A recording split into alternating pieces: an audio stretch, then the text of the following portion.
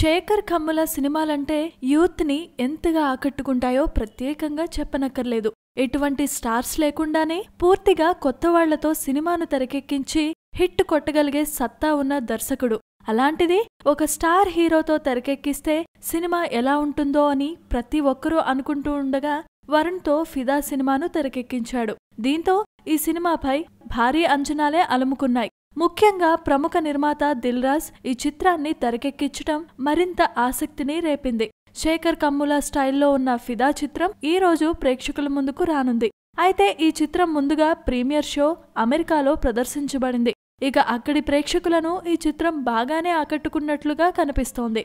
ఫిదా సినిమాతో ఎప్పటిలానే శేఖర్ కమ్ముల తనదైన స్టైల్ దర్శకత్వ ప్రతిభతో ఆకట్టుకున్నాడు. ముఖ్యంగా సాయి పల్లవి తన నటనతో తెలంగాణ యాసతో ప్రేక్షకులను పూర్తిగా తనవైపే తిప్పుకుందని చెప్పాలి.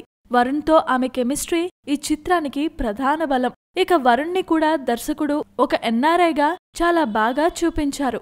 ప్రతి సీన్ సింపుల్ సూపర్ అనేలా శేఖర్ కమ్ముల తీశారు. అదేవిధంగా ప్రధాన జంటల మధ్య వచ్చే లవ్ సీన్స్ ఎమోషనల్ డ్రామా ప్రేక్షకులను కట్టిపడేస్తాయి. ఇక వరుణ్ భావోద్వేగమైన సీన్స్ లో తన పరిధి మేరకు నటించి ఆకట్టుకున్నాడు. ఇక మధ్య మధ్యలో వచ్చే కొన్ని కుటుంబ నేపథ్య సన్నివేశాలు కూడా పర్వాలేదు. ఫస్ట్ హాఫ్ లో లీడ్ పేరు మధ్య ఎక్కువగా రొమాంటిక్ సీన్స్ ఆకట్టుకొనగా సెకండ్ హాఫ్ క్లైమాక్స్ లో వచ్చే ఎమోషనల్ సీన్స్ చిత్రానికి ప్లస్ పాయింట్స్. అలాగే పాటల చిత్రీకరణ కూడా ఆడియన్స్ ని మెప్పిస్తుంది.